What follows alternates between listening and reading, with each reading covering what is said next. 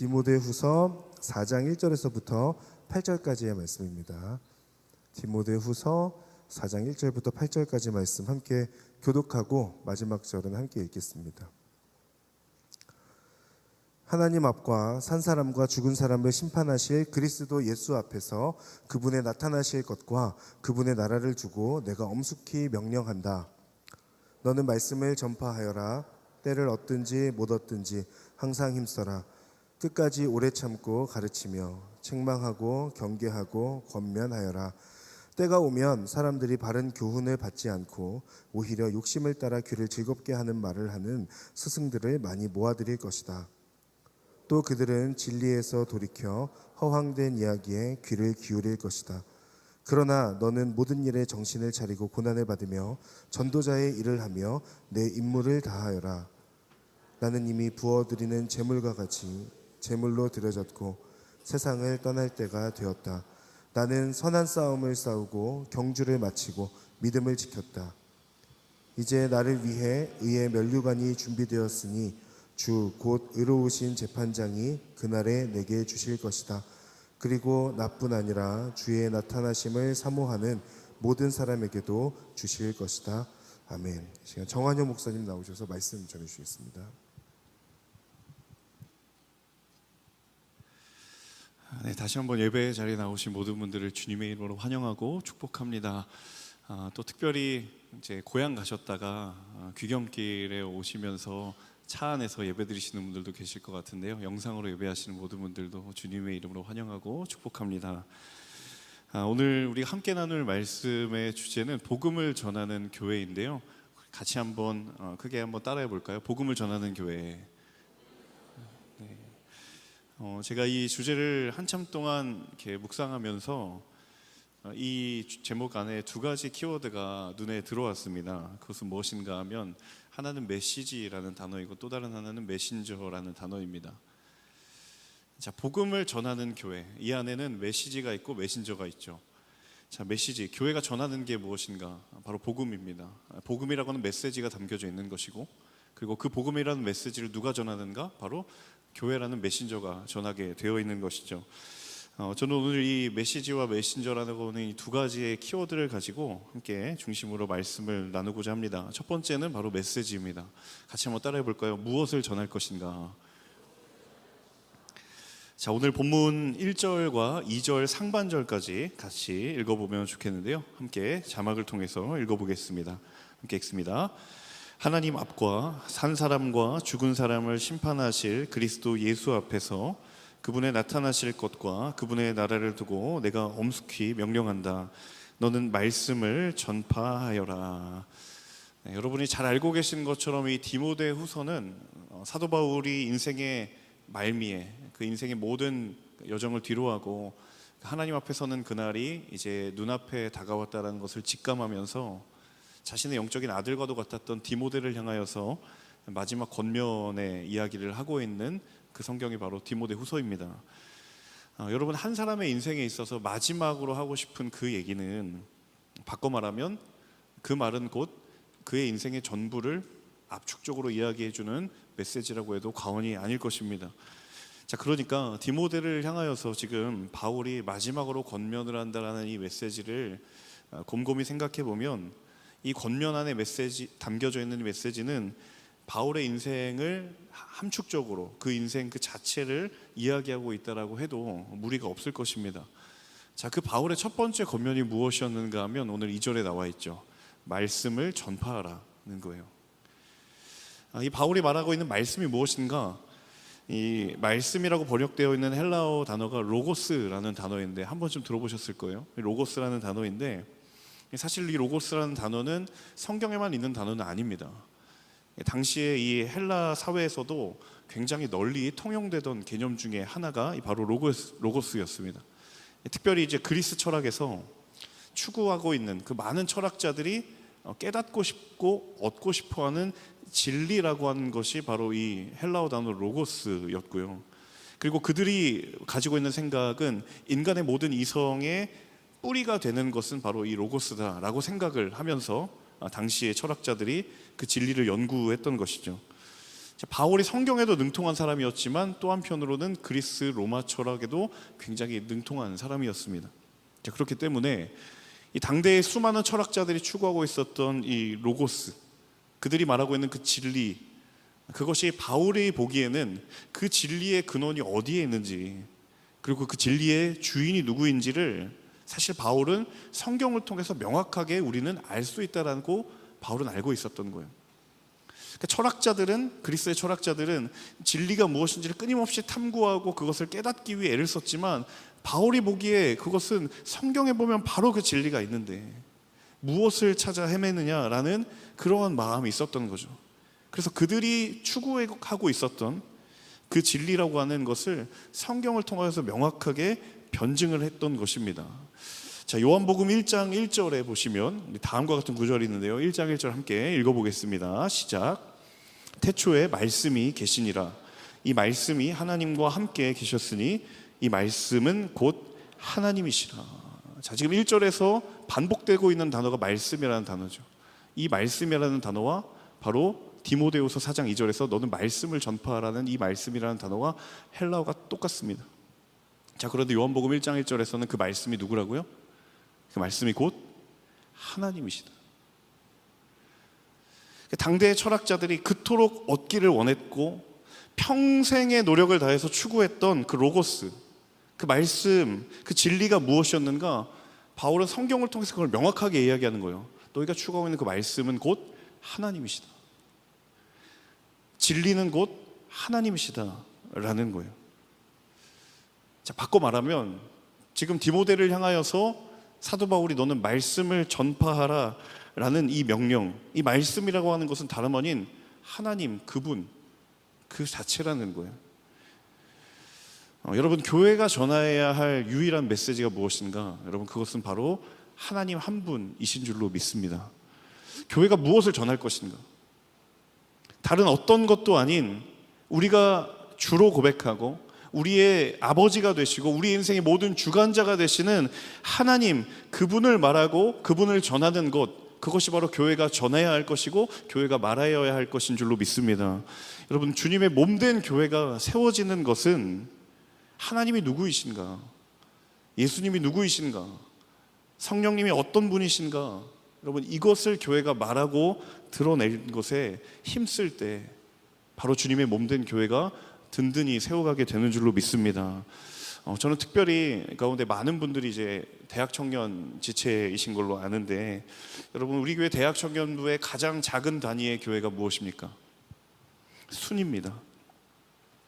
순이 가지고 있는, 이 순이라고 하는 가장 작은 단위의 이 교회가 가지고 있는 이 순의 영적인 순기능을 가장 잘 드러낼 수 있는 때가 언제인가? 여러분, 다름 아닌 하나님을 나눌 때입니다. 말씀이시며 진리 되신 하나님을 나눌 때 그 순이라고 하는 가장 작은 단위의 교회가 그때 비로소 가장 교회가 교회되는 순간이다라는 거예요. 그런데 그 하나님을 가장 잘 알 수 있는 통로가 무엇입니까? 바로 하나님이 누구이신가에 대해서 증언하고 있는 말씀에 있다라는 거예요. 여러분, 그래서 왜 순모임이 말씀을 중심으로 교제해야 하고 나누어져야 하는가라는 이유가 바로 성경적인 이유가 여기 있는 거예요. 자, 어떤 분들은 이런 이야기 하시는 분들도 계세요. 목사님, 그렇게 말씀 중심으로 나누면 좋기는 하지만 순원들 중에는, 순장님들 중에는 그거 되게 따분해하고 딱딱해하는 사람들이 있습니다. 그래서 좀 교제하고 이렇게 많이 해야 사람들이 관심을 가지고 옵니다 라고 말하는 분이 계세요.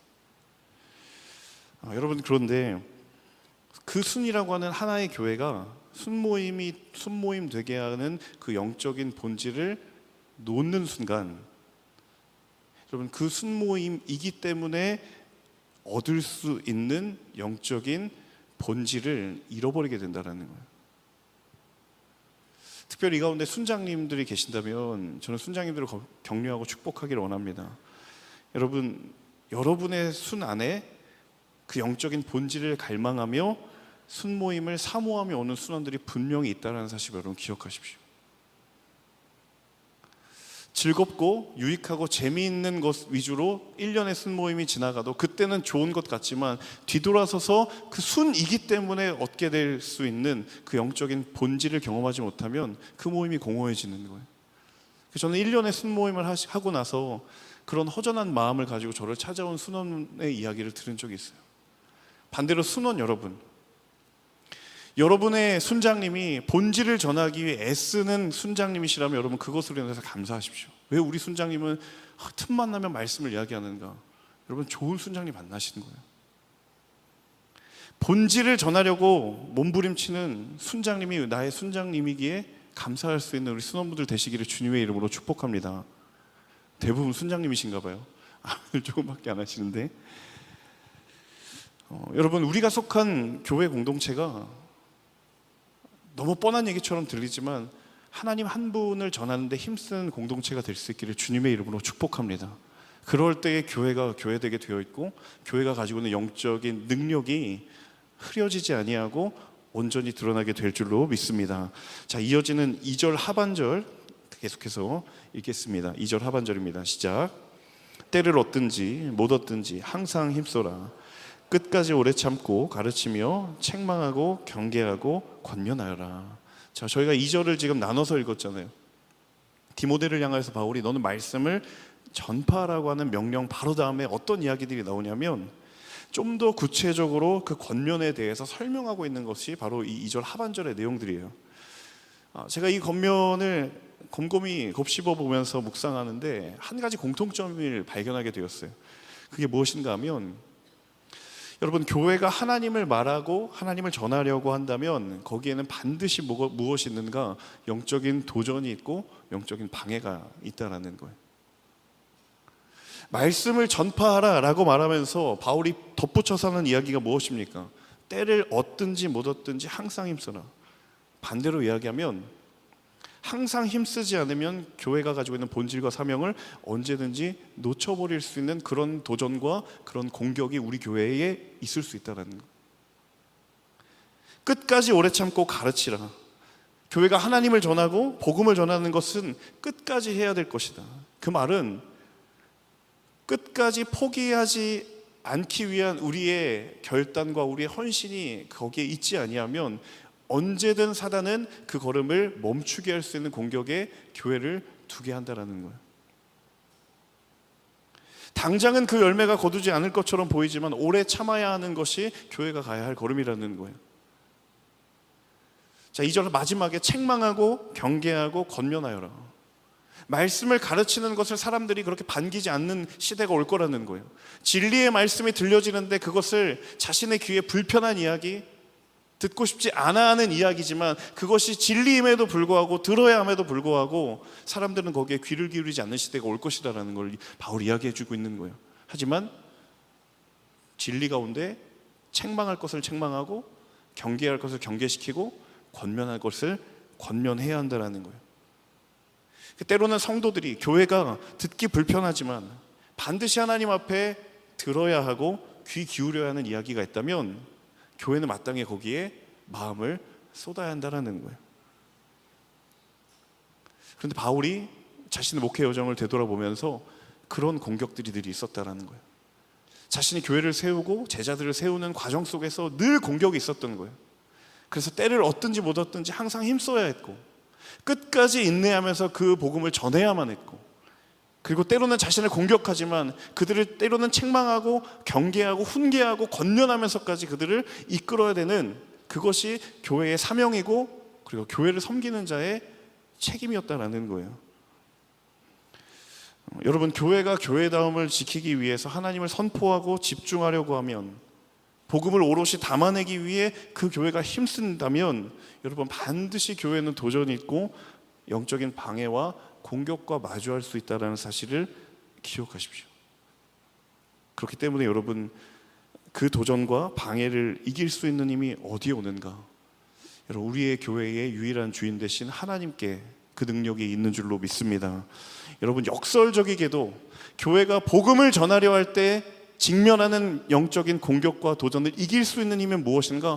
더욱더 그 교회가 복음을 전하는 데 집중할 때에 그 교회에는 영적인 힘이 있다는 거예요.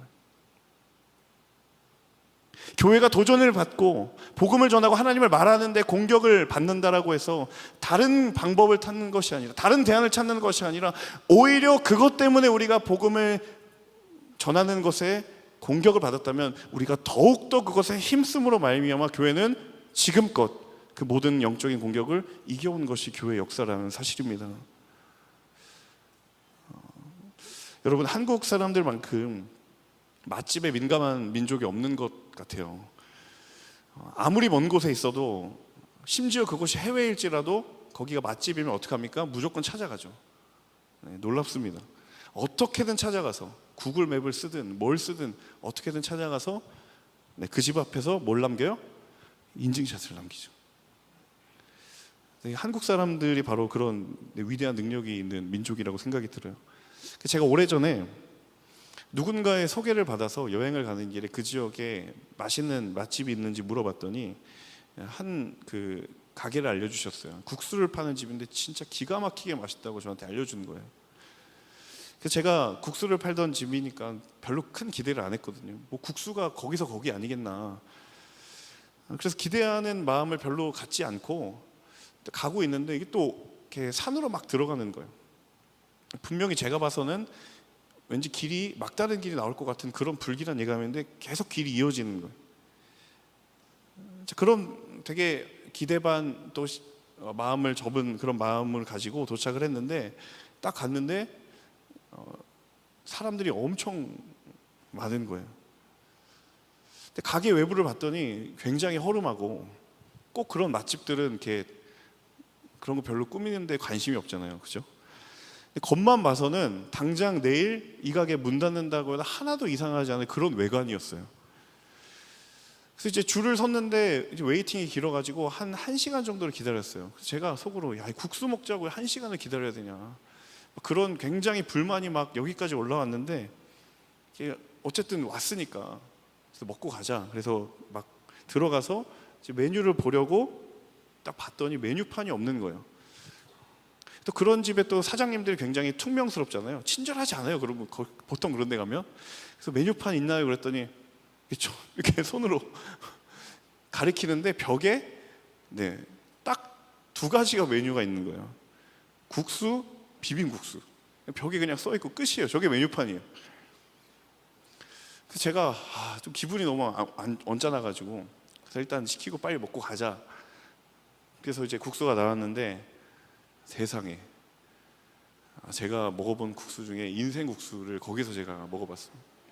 제가 모든 마음을 씻겨 내려가고 그 가게를 바라보는 모든 완악한 마음을 다 회개하고 모든 마음을 다 내려놓고 왔습니다.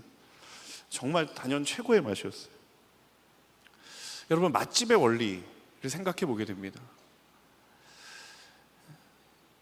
아무리 보기 좋아도, 그 가게가 아무리 아름다웠고 데코가 잘 돼 있고 그렇다 할지라도 여러분, 음식점의 본질은 맛이죠. 그 맛을 지켜내지 못한다면 한 번은 가보겠지만 사람들이 더 이상 가지 않습니다. 하지만 별 볼 일 없어 보이고 사람 보기에는 여기가 무슨 맛집일까 싶은 생각이 들어도 사람들이 거기에 가서 그 음식의 본연의 살아있는 맛을 느끼게 된다면 누가 그곳을 가라고 권유하지 않아도 사람들은 그 집을 찾게 되어 있어요. 저는 이 맛집의 원리가 영적인 원리와 정확하게 일치한다는 생각이 들어요. 여러분, 교회가 교회이기 때문에 교회에 가야만 들을 수 있는 그 진리의 말씀을 담아내기에 힘쓴다면 여러분, 그 교회의 능력이 세상 가운데에 온전히 드러나게 될 줄로 믿습니다. 교회라야 전할 수 있고 교회라야 선포할 수 있는 것, 우리 교회의 주인 되신 예수 그리스도, 저는 이것을 온전히 담아내는 주님의 몸된 교회가 될 수 있기를 주님의 이름으로 축복합니다. 많은 교회들이 사람들의 시선을 끌기 위하여 많은 것들을 준비하고 또 많은 것들을 보여줍니다. 그것이 잘못됐다는 게 아닙니다. 하지만 그것에 집중한 나머지 교회가 교회이기 때문에 선포하고 드러낼 수 있는 그 복음을 담아내기에 힘쓰지 않는다면 여러분, 그 교회의 생명력은 결코 오래가지 못할 것입니다. 저는 저와 여러분이 속한 우리의 교회가 하나님을 말하고 주의 복음을 온전히 선포하고 담아내는 거룩한 그 온전한 교회로 쓰임받게 되기를 주님의 이름으로 축복합니다. 자, 두 번째 우리 함께 생각해 보고 싶은 것은 바로 메신저입니다. 같이 한번 따라해 보시겠어요? 전하는 자는 누구인가? 두 번째는 전하는 사람에 대한 이야기를 함께 나누고 싶습니다. 바울이 사도의 사명을 감당함에 있어서 중요하게 여겼던 것 중에 하나가 메시지였어요. 전하는 내용이었어요. 그렇다라고 한다면 또 다른 하나 바울이 중요하게 여겼던 것은 그것을 전하는 사람이 누구인가, 메신저는 과연 어떠해야 하는가 했습니다. 그러니까 아무리 그 메시지가 복음에 합당하고 본질적인 것이라 할지라도 정작 그것을 전하는 자가 그 본질로부터 벗어나 있다면, 그 복음에 합당한 삶을 살기에 힘쓰지 않는다면 그것은 결코 온전할 수 없다라는 것을 바울이 잘 알고 있었던 것이죠. 자, 4절과 5절 말씀인데요, 오늘 본문 4절 5절 말씀을 이어서 같이 읽도록 하겠습니다. 함께 읽습니다. 또 그들은 진리에서 돌이켜 허황된 이야기에 귀를 기울일 것이다. 그러나 너는 모든 일에 정신을 차리고 고난을 받으며 전도자의 일을 하며 내 임무를 다하여라. 자, 복음을 전해야 되는 사람, 복음을 전하도록 부름받은 교회가 기억해야 하고 명심해야 될 것이 무엇이냐면 너의 임무를 다하는 거예요. 교회가 해야 할 그 영적인 임무를 다하는 거예요. 5절에 디모데에게 그런 이야기를 하죠. 내 임무를 다하여라. 자, 여기서 다한다, 다하여라 라고 번역되어 있는 단어가 가지고 있는 가장 원어에 가까운 뜻이 무엇인가 하면 온몸으로 그것을 꽉 채워서 감당하라는 거예요. 온몸으로 채워라. 그러니까 말로만 하는 것이 아니라 교회가, 그리고 사도가 감당해야 하는 그 직무를 당신의 온 몸 안에 가득 채워서 그것을 감당할 수 있도록 하라는 거예요. 자, 그걸 교회에 적용을 하는 거예요. 자, 교회가 전해야 될 메시지, 예수 그리스도의 복음이 온전히 전해지기 위해서 필요한 게 무엇이냐면 그 메시지를 전하는 그 사람, 그 교회, 그 메신저가 이미 그 메시지로 꽉 차여져 있는가, 이미 그 메신저가 그 메시지를 짊어지고 있는가 라는 이 물음 앞에 반드시 서야 된다는 거예요. 저는 이거 이렇게 바꿔서 표현하고 싶은데요, 여러분, 영적인 메시지와 영적인 메신저는 하나가 되어야 돼요. 일치되어야 돼요. 전하는 말과 전하는 자가 분리될 수 있는 그 우리의 도전과 유혹을 경계해야 된다는 거예요. 저는 이 말씀을 준비하면서 사실 이 부분은 사실은 가장 먼저 저에게 도전이 되는 부분이 아닐까라는 생각이 들었습니다. 저는 알다시피 말씀을 전하는 메신저입니다. 내가 말씀을 전하는 메신저로서 내가 내 입으로부터 나가는 이 메시지와 내 메신저로서의 삶이 과연 분리되어 있진 않은가 라는 질문이 저에게 먼저 던져지는 거예요. 내가 강단에서 전하는 그 메시지대로 나는 사도 바울이 이야기했던 것처럼 그 메시지를 내 몸에 꽉꽉 채우고 살기 위해 애쓰고 있는가. 전해야 될 메시지는 잘 알고 있고 정확하게 전달할 수 있는 능력이 있지만 정작 그것을 전하는 메신저로서 과연 그 메시지가 내게 체화되어 있는가라는 도전이 저에게 있는 거예요. 다른 누군도 아니라 가장 먼저 저 스스로에게 끊임없이 던져줘야 될 물음이라는 것, 정말 두렵고 떨리는 마음으로 다시 저에게 그 물음이 던져지는 기분이었습니다. 여러분 어떻습니까? 우리 한 사람 한 사람이 하나님께서 복음을 전하는 교회로 우리 모두를 세우셨습니다.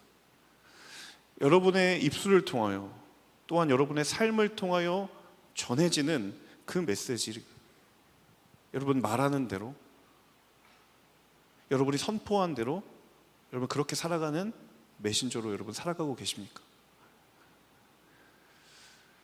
2015년에 출간된 책인데요, 벌써 한 9년 정도가 됐는데 예언과 분별이라는 책이 있습니다. 예언과 분별이라는 제목의 책이 있습니다.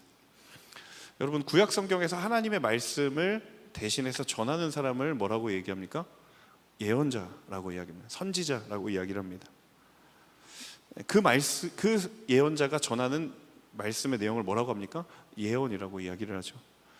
이 책의 핵심적인 주제가 뭐냐면 그 예언자가 전하는 예언이 과연 하나님이 전하는 것이 맞는지, 과연 옳은 메시지인지를 우리가 어떻게 분별할 수 있을 것인가라는 이 질문이 이 책의 주제예요. 근데 굉장히 두꺼운 책인데 크게 두 가지의 기준을 이 책에서 제시를 해요. 첫 번째는 뭐냐면 전하는 내용이, 메시지가 예수 그리스도의 십자가의 그 복음의 정신을 과연 담고 있는가, 그가 전하고 있는 메시지 안에 예수 그리스도의 십자가의 그 내용이 온전히 담겨져 있는가. 첫 번째 기준이. 두 번째 기준은 무엇인가 하면 바로 전하는 자, 그 이야기를 전하는 메신저가 정말 예수 그리스도의 십자가의 삶을 따르는 삶인가. 이 두 가지를 보라는 거예요. 쉽게 말하면 정말 그 메시지가 하나님이 원하시고 기뻐하시는 영적인 메시지라면 그것은 메신저와 결코 분리될 수 없다는 거예요. 여러분, 세상의 비난의 한가운데 왜 교회가 자리하게 되었고, 왜 교회와 크리스천을 바라보는 세상의 시선이 곱지 않은가. 물론 근거 없는 핍박과 조롱도 있습니다. 하지만 많은 경우에 있어서 바로 이 부분, 교회가 말하고 하는 수많은 그 메시지를, 그걸 전하는 메신저인 교회가 스스로 담아내지 못하는, 그리하여 하나님을 알지 못하는 사람의 눈에 그것은 영적인 위선이 아니냐라고 우리에게 물을 때, 여러분, 과연 우리 스스로는 그 물음에 대해 대답할 준비가 되어 있는가? 교회는 복음을 전하는 사명으로 부름을 받았는데 과연 교회라고 하는 메신저는 이 복음이라고 하는 메시지와 일치되기 위해 얼마나 힘쓰고 얼마나 헌신하고 수고하고 있는가? 하나님께서 우리를 교회로 부르셨는데 과연 우리는 우리의 입으로 선포되어 나가는 그 복음의 메시지를 얼마나 담아내는 거룩한 그릇과 같은 메신저로 살아가고 있는가? 사랑하는 여러분, 교회가 위기의 시대라고 말하고 기독교의 신앙이 점점 설 자리를 잃어가는 시대라고 이야기하지만, 그럼에도 불구하고 하나님이 포기하지 않는 꿈과 소망이 있다라고 한다면, 여러분, 거기에는 바로 하나님의 메시지를 삶으로 온전히 담아내기 위해 힘쓰는 한 사람이 그곳에 있기 때문에 하나님의 꿈과 하나님의 소망은 계속해서 이루어가게 될 줄로 믿습니다. 여러분, 말씀대로 살고자 하는 한 사람, 그 삶이 곧 말씀이 되고자 힘쓰는 한 사람이 있기 때문에, 그리고 그런 교회가 있기 때문에 하나님의 소망은 여전히 포기되어지지 않고 하나님의 꿈은 여전히 계속해서 하나님의 계획대로 이루어가고 계신 줄로 믿습니다. 사랑하는 여러분, 바로 저와 여러분이 그 거룩한 자리에 끝까지 서는 그런 교회로 부름받은 인생이 될 수 있기를 주님의 이름으로 축복합니다.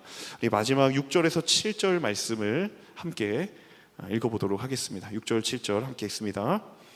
나는 이미 부어드리는 제물과 같이 제물로 드려졌고 세상을 떠날 때가 되었다. 나는 선한 싸움을 싸우고 경주를 마치고 믿음을 지켰다. 이 디모데후서 4장이 거의 디모데후서의 말미가 되잖아요. 바울이 직감을 했던 것 같아요. 이제 내가 곧 세상을 떠날 때가 됐구나, 그때가 다가오고 있구나라는 것을 바울이 느끼고 있었던 것 같아요. 여러분, 자신의 인생의 결승점이 얼마 남지 않았다라는 것을 생각을 하면서 이제 돌아서서 자신의 지난 세월들을 이렇게 바라볼 때, 여러분, 바울만큼 이렇게 아름답게 자신의 지나온 인생을 고백한 사람이 과연 어디에 있을까라는 생각을 해보게 됩니다. 그가 오늘 6절에 이렇게 고백을 하잖아요. 나는 이미 부어드리는 제물과 같이 제물로 드려졌다. 많은 사람들이 제사를 드리려고 하나님 앞에 나아올 때 드리는 제물처럼 내 인생이 그렇게 이미 나는 드려졌다. 자신의 모든 것을 하나님께 후회가 없이 드렸고 아낌없이 전부를 드렸다라는 바울의 고백이죠. 그리고 인생의 선한 싸움과 그 모든 경주를 마치는 순간에 내가 하나님 앞에 섰을 때 나는 기꺼이 그리고 부끄러움 없이 나의 모든 선한 싸움 끝에 나는 끝까지 믿음을 지켰다라고 이야기하는 그 바울의 영적인 자부심. 평생에 부유하지도 않았고 그리고 어떠한 지위를 얻지도 않았고 어떠한 힘을 얻진 않았지만 그가 끝까지 자부할 수 있는 한 가지는, 내가 때로는 흔들렸고 때로는 잠시 넘어지기도 했지만 끝까지 내가 하나님 앞에서 부끄럽지 않게 이 믿음을 지키며 여기까지 왔다라고 말할 수 있는 이 바울의 고백. 나는 디모데 당신에게 내 삶을 비추어 볼 때 나는 전혀 부끄러운 것이 없다. 사랑하는 여러분, 이렇게 살다가 하나님 앞에 서는 저와 여러분 모두가 될 수 있기를 주님의 이름으로 축복합니다. 우리가 하나님 앞에 드릴 것 없고 때로는 하나님 앞에 내세울 건 없지만 하나님 끝까지 내가 때로는 잠시 멈추었고 잠시 무릎 꿇었지만 하나님 포기하지 않았습니다. 복음을 전하는 교회로 부름받은 삶을 나는 포기하지 않았습니다.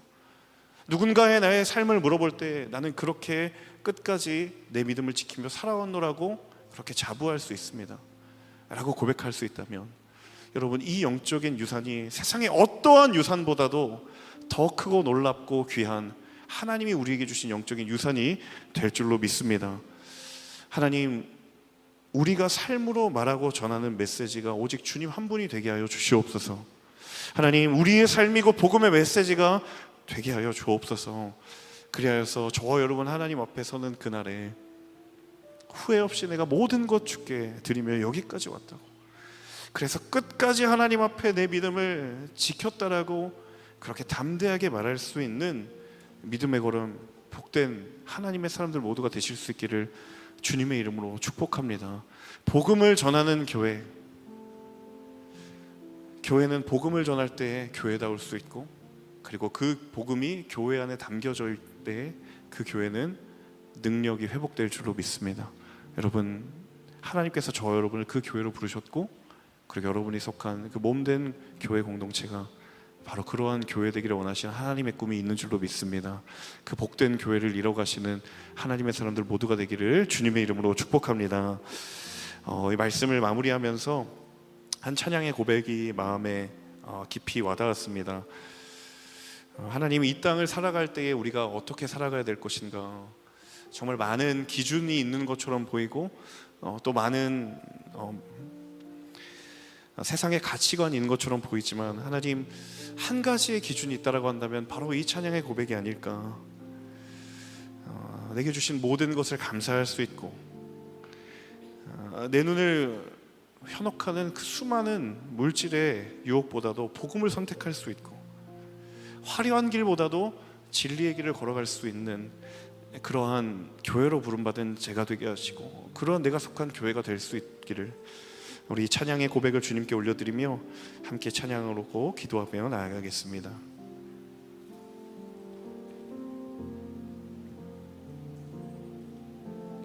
내게 주신 모든 것 주께 감사드리며,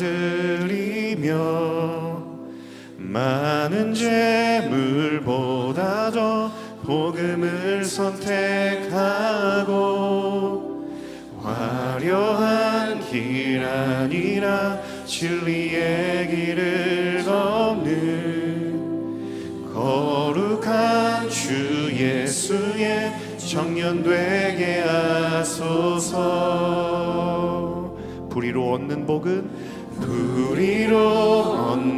복은 당당히 포기하고, 하나님 보시기에 정결한 그릇 되어 이 땅에 날 보내신 하나님의 뜻대로 주 영광 위에 사는 청년 되게 하소서.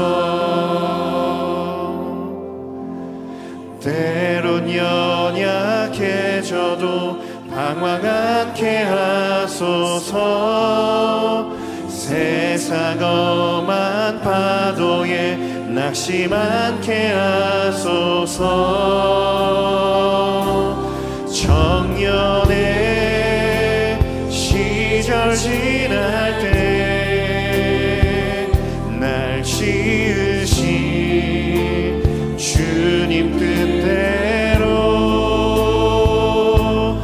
하나님 예배하는 삶, 복음을 전하는 삶, 그렇게 살길 기도합니다. 우리 다시 한번 고백하며 나아갈 때 자리 일어나셔서 찬양하며 나아가겠습니다. 내 이름 내려놓고 예수의 이름 들고 어두운 세상 속 속에서 작은 생명비 되어 천하보다 소중한 한 영혼 살리는 삶 예수님 닮아가는 청년 되게 우리 같은 부분 다시 한번 찬양하며 나아가겠습니다. 내 이름 내려놓고 내 이름 내려놓고 예수의 복음 들고 어두운 세상 속에서 작은 생명이 되어 천하보다 소중한 한 영혼 살리는 삶 예수님 닮아가는 청년 되게 하소서. 때론 연약해져도 방황 않게 하소서. 세상 험한 파도에 낙심 않게 하소서. 청년의 시절 지날 때 날 지으시 주님 뜻대로 하나님 예배하는 삶 복음을 전하는 삶 그렇게 살기 기도합니다. 청년의 시절 지날 때 시절 지날 때 날 지으신 주님 뜻대로 하나님 예배하는 삶 복음을 전하는 삶 그렇게 살기 우리 한 번 더 고백하며 나아갑시다. 청년의 시절 지날 때 청년의 시절 지날 때 날 지으신 주님 뜻대로 하나님 예배하는 삶 복음을 전하는 삶 그렇게 살기 우리 목소리 높여 찬양합니다. 청년의 시절 지날 때 날 지으신 주님 뜻대로 하나님 예배하는 삶 복음을 전하는 삶 하나님 우리를 교회로 부르셨으니 주님의 부르심에 합당하기로 결정합니다. 청년의 시절 지날 때 날 지으신 주님 뜻대로 하나님 예배하는 삶 복음을 전하는 삶 그런 하나님 후회 없이 남김없이 주님께 드립니다. 청년의 시절 지날 때 날 지으신 주님 뜻대로 하나님 예배하는 삶 복음을 전하는 삶 그렇게 살기 기도합니다. 청년의 시절 지날 때 날 지으신 주님 뜻대로 하나님 예배하는 삶 복음을 전하는 삶 그렇게 살기 기도합니다. 사랑하는 여러분, 어둡고 혼란한 시기, 어둡고 혼란한 시대이지만 하나님의 꿈과 소망은 여전히 주님의 몸된 교회에 있는 줄로 믿습니다. 우리가 이 시간 간절한 마음으로 전심함으로 기도하기를 원하는 것은 하나님, 주님의 몸된 교회가 살아계신 하나님의 이름을 선포하는 그 충만한 사명 위에 서는 교회가 되게 하여 주옵소서. 사도 바울의 고백처럼 내가 예수 그리스도와 그의 십자가에 못 박힌 것 외에는 아무것도 알지 아니하기로 작정하였노라는 고백처럼 교회여, 살아계신 하나님의 이름을 선포하게 하여 주옵소서. 우리의 교회가 주님의 충만한 몸된 교회가 되게 하여 주옵소서. 우리의 교회가 주의 복음으로 충만한 교회가 되게 하여 주옵소서. 또한 가정을 교회로 부르신 주님, 우리의 가정이 하나님의 이름을 선포하는 거룩한 교회가 되게 하여 주옵소서. 우리의 몸된 교회를 주님 손에 올려드리며 시간 간절한 마음으로 주여 한번 외치며 기도하겠습니다. 주여.